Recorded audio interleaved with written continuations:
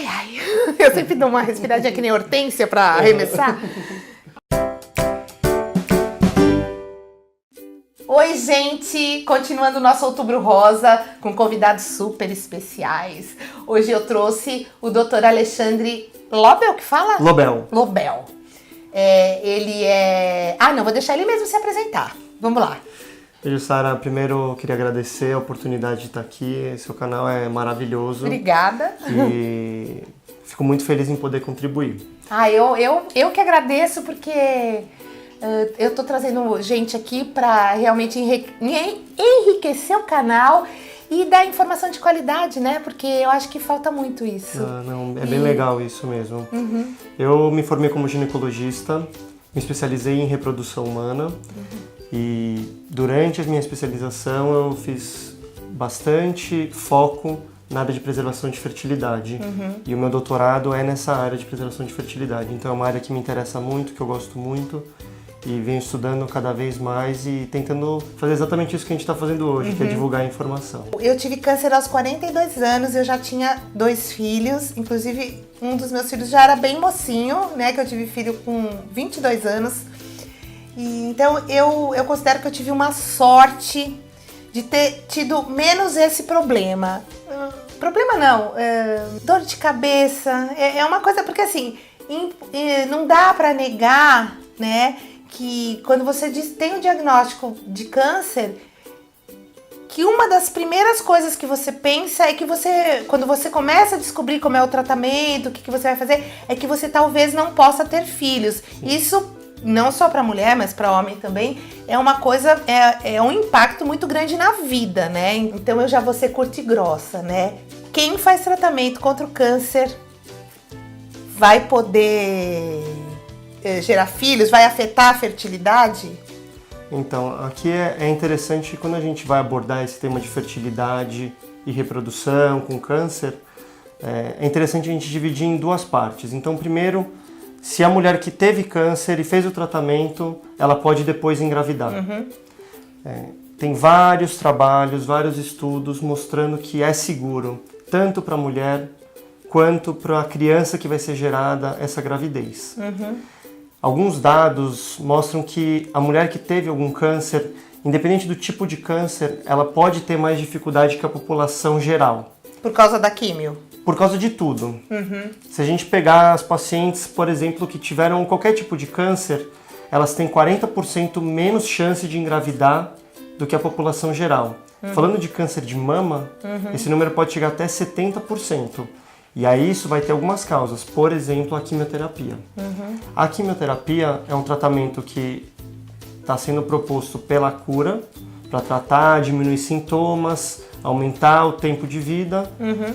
Mas ela também tem efeitos colaterais, como você falou, queda do cabelo, e ele tem um efeito na fertilidade. Então, esse efeito na fertilidade vai depender da idade da mulher, do tipo de quimioterapia, da dose que ela vai usar. Então, cada paciente vai ter que ser acompanhada e avaliada individualmente. Mas, assim, respondendo a sua pergunta curta e grossa, a mulher que teve câncer, ela pode engravidar.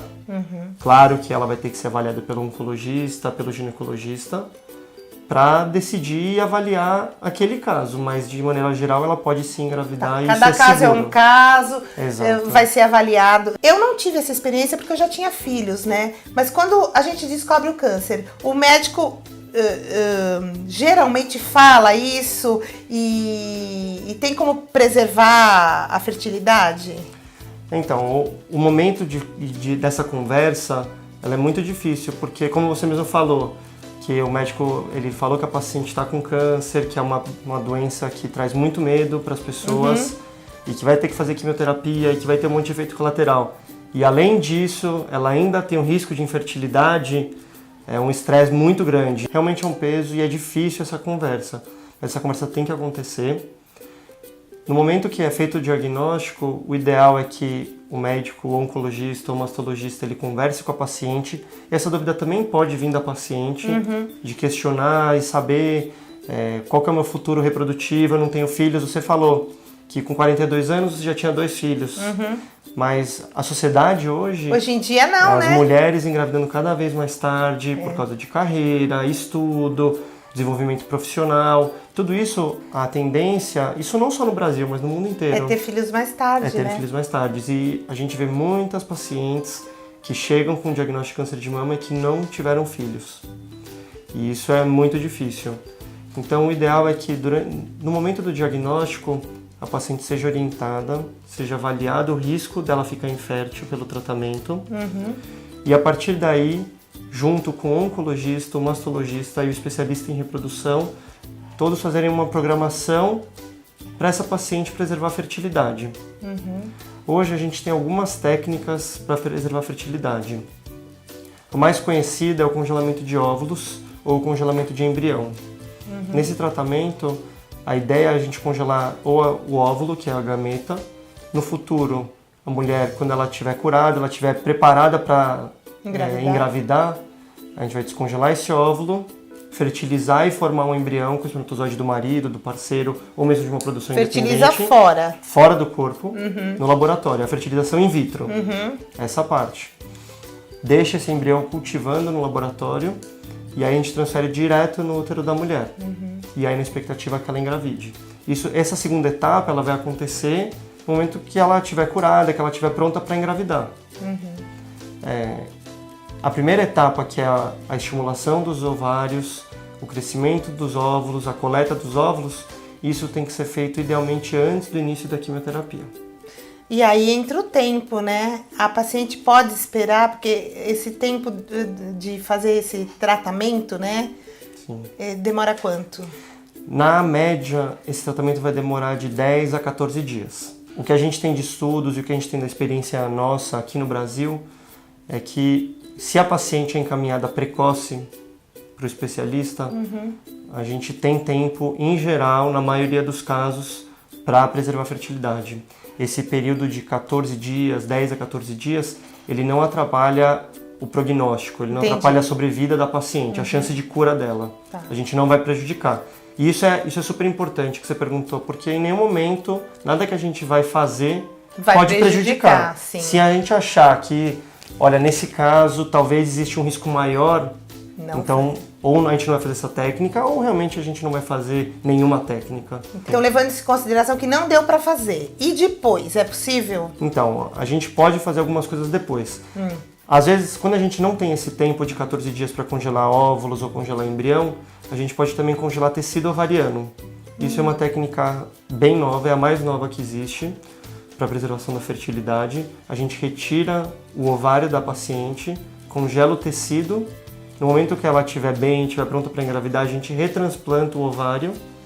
E aí essa paciente pode até ovular espontaneamente e engravidar. Se ela não conseguir de forma espontânea, a gente pode fazer a fertilização. Então, se a paciente não deu tempo dela fazer, depois que ela vai estar em remissão, é isso? Isso. Aí, o que tem para fazer? Então, depende se ela estiver ovulando ou não.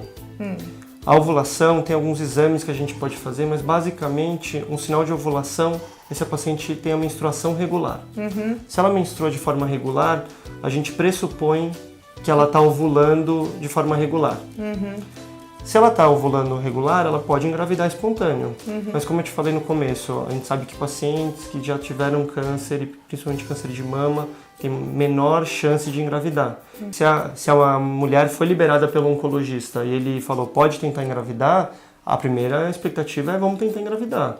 Eu acho que vale a pena uma avaliação, pelo menos de um ginecologista, para saber como é que está a reserva de óvulos dessa mulher. Porque a quimioterapia, se ela não tornar a mulher infértil, ela vai reduzir a reserva ovariana dela, o número de óvulos. Ela vai ter um risco maior de entrar na menopausa antes da hora, a menopausa precoce.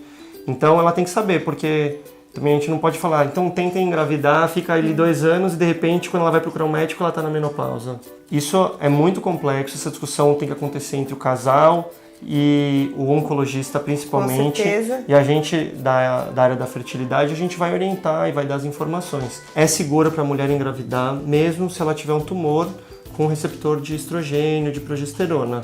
Nossa, isso é uma ótima notícia. Sim, isso é uma evidência relativamente nova, que saiu nos últimos 2 anos, aí evidências fortes e boas, que Mulherada a gente vai chega amar. à conclusão. Isso porque é hoje ótimo. em dia tem muita menina que eu falo com câncer de mama, com menos de 25 anos.